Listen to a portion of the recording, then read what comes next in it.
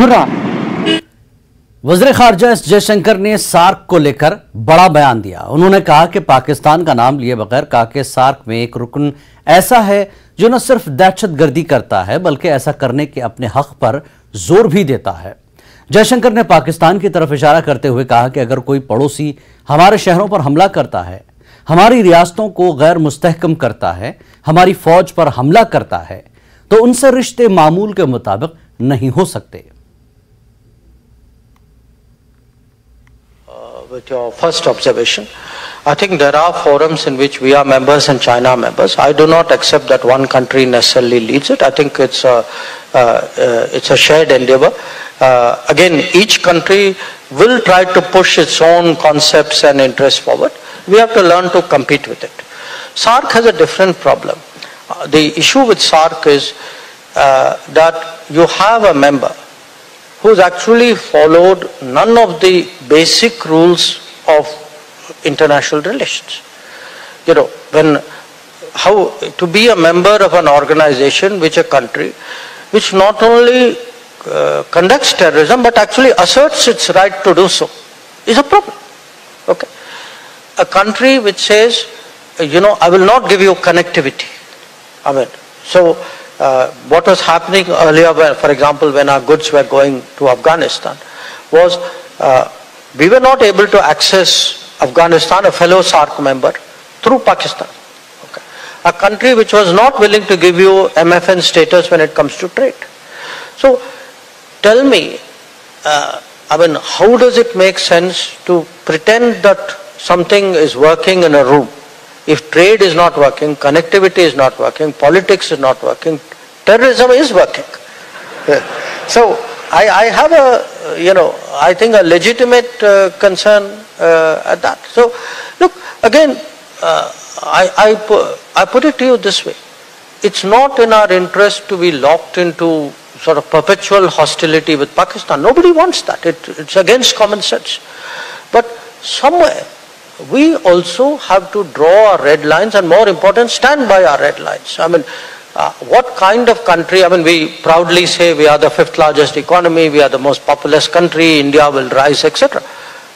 If all that is true, at least on basics, you know, draw your lines and stand by those lines. And I feel today that for me, if a neighbor attacks my cities, you know, destabilizes a state, ambushes my military, I don't think it should be business as usual. And I think that's the national mood. 75 साल के दर्द और अजियत के बाद अब बिलाखिर मगरबी पाकिस्तानी मुहाजिरीन को इंसाफ मिलने जा रहा है। जैसा कि एक तारीखी फैसले के तहत हजारों मगरबी पाकिस्तानी मुहाजिरीन को बड़ी राहत मिलेगी। लेफ्टिनेंट गवर्नर मनोज सिन्हा ने हाल ही में मुहाजिर खानदानों के मालिकाना हुकूक का ऐलान किया है। पेश है ये खास रिपोर्ट।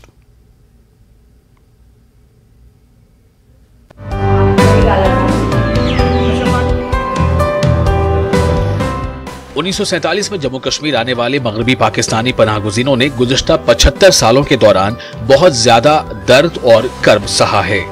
इन्हें वोटिंग के बुनियादी हक से भी महरूम रखा गया था और वो जम्मू कश्मीर में सरकारी मुलाजमतों के हकदार भी नहीं थे। लेकिन दफा 370 की मनसूखी के बाद इन्हें वोटिंग का हक मिल गया और अब वो सरकारी मुलाजमतों के हकदार हैं। लेकिन अब एक कदम आगे बढ़ाते हुए एलजी मनोज सिन्हा ने मुहाजिर खानदानों के लिए 1947 में माइग्रेशन पर इन्हें अलॉट की गई जमीन के लिए मालिकाना हुकूक का ऐलान किया।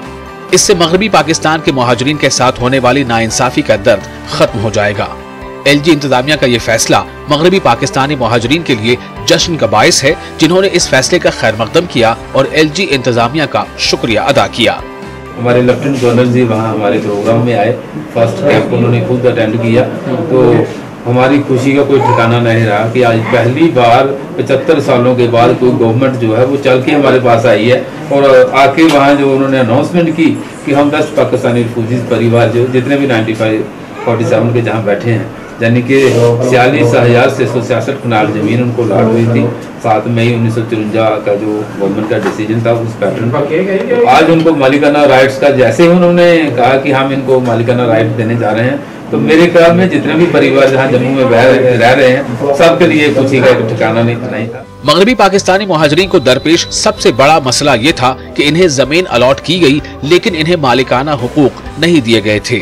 जम्मू कश्मीर में इनकी हिजरत पर POJ पनाह गजीनों को इनके नामों पर प्लॉट अलॉट किए गए। ताहम मगरबी पाकिस्तानी पनाह गजीनों को 7 मई 1954 को जम्मू, सांबा और कठुआ अजला में 46,000 से ज्यादा कनाल अराजी दी गई, लेकिन इन्हें मिल्कियती हुकूक नहीं दिए गए क्योंकि इनके साथ रियासती रियाया के तौर पर सलूक नहीं किया गया। इन मुहाजिरीन को बरसों दूसरे दर्जे के शहरी की हैसियत से जिंदगी गुजारनी पड़ी और वो कानून साज असेंबली, पंचायतों और बल्दिया के इंतखाबात में हिस्सा लेने से महरूम रहे। अब ये इलेक्शन लड़ सकते हैं और इनकी आने वाली नस्ल खुशहाल जिंदगी गुजारेगी।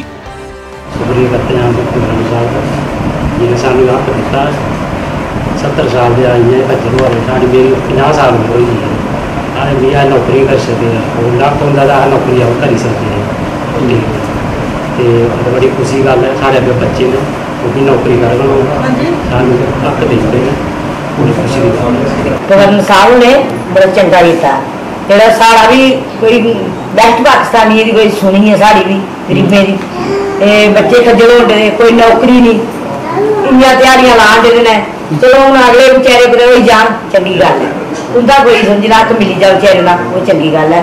जमीन साड़ी नहीं कोई बिल्कुल नहीं है इं तैयारी लाई है खाने वाली गल है जरूर आ रहे हैं बस इं खज्जे क्यों होंगे ये आखिर सारा वोट नहीं पाते सारे सू कोई वोट ना पा दिता सारा उभी हक मिले सू वोट पाने का हक मिले सू बड़ी खुशी वाली गल है। सारे सब कुछ लोगों का लग गया वो चुले लोग सब चाहते भांडे चलो ठीक है ना गवर्नर साहब ने कर दिया बड़ा बड़ा कर दिया। अब गवर्नेंस कैंप्स के जरिए हुकूमत ने तमाम ज़ेर इल्तवा मुकदमात को मुकर्ररा मुद्दत के अंदर मौसर तरीके से हल करने का फैसला किया है ताकि जमीन की मिल्कियत जल्द अज जल्द मगरबी पाकिस्तानी मुहाजिरीन को दी जा सके। आज से लगभग 75 साल पहले ये वेस्ट पाकिस्तानी रिफ्यूजीज यहाँ पे जम्मू कश्मीर में आए थे और लेकिन तब से इन्होंने काफ़ी मुश्किलें देखी हैं, कई हुकूमतें आई लेकिन किसी ने इनकी सुध नहीं ली। आज 75 साल के बाद पहली दफ़ा LG मनोज सिन्हा ने इनको आश्वासन दिया है कि अब इनकी ज़मीनों के जो मालिकाना हक हैं वो इनको दे दिए जाएंगे और इसके साथ साथ 35A और 370 हटने के बाद भी इन लोगों का कहना है कि इनको कहीं इनके हक जो पहले नहीं मिलते थे जिसमें वोटिंग राइट थे और इनके बच्चों को नौकरियां नहीं मिलती थी वो सब अब मिलेंगी और अब इनको लगता है कि वाकई ही इनके अब अच्छे दिन आने वाले हैं। कैमरामैन चांद के साथ Rajad Vaid. Jammu Kashmir teachers joint action committee की माहाना मीटिंग रियासती सदर विनोद शर्मा की क़यादत में मुनक्किद की गई। इजलास में JKT-JAC के एग्जीक्यूटिव मेंबरान और जोनल सदूर ने शिरकत की। रिटायर्ड असातिज़ा ने नई ट्रांसफ़र पॉलिसी के मसवदे की मजम्मत की।